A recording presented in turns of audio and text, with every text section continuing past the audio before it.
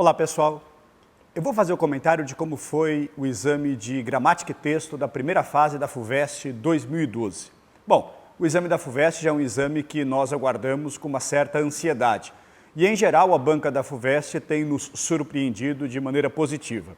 E este ano, mais uma vez, a FUVEST fez uma prova que merece todos os nossos elogios. Bom, foram 10 ou 11 questões, dependendo um pouco do critério que a gente usa para contar, que a gente considera questões de gramática e texto. Os textos muito bem escolhidos, de gêneros variados e os enunciados claros, precisos.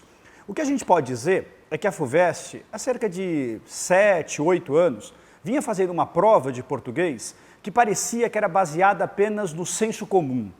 E, aos poucos, esse grau de dificuldade do exame da FUVEST foi subindo. E parece que a prova desse ano manteve esse padrão do ano passado.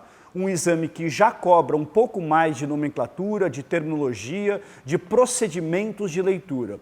Não se trata de uma prova exageradamente difícil, mas não se trata também de um exame que é possível responder apenas com base neste senso comum.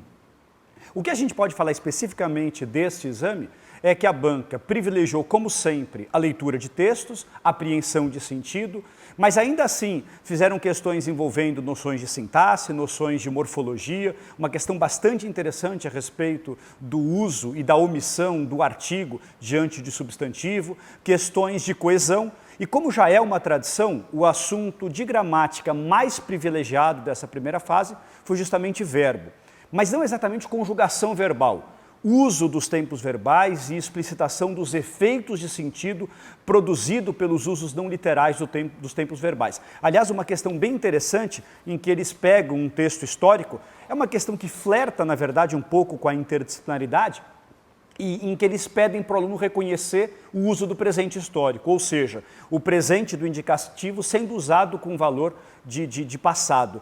E na alternativa correta, eles usam essa nomenclatura, presente histórico.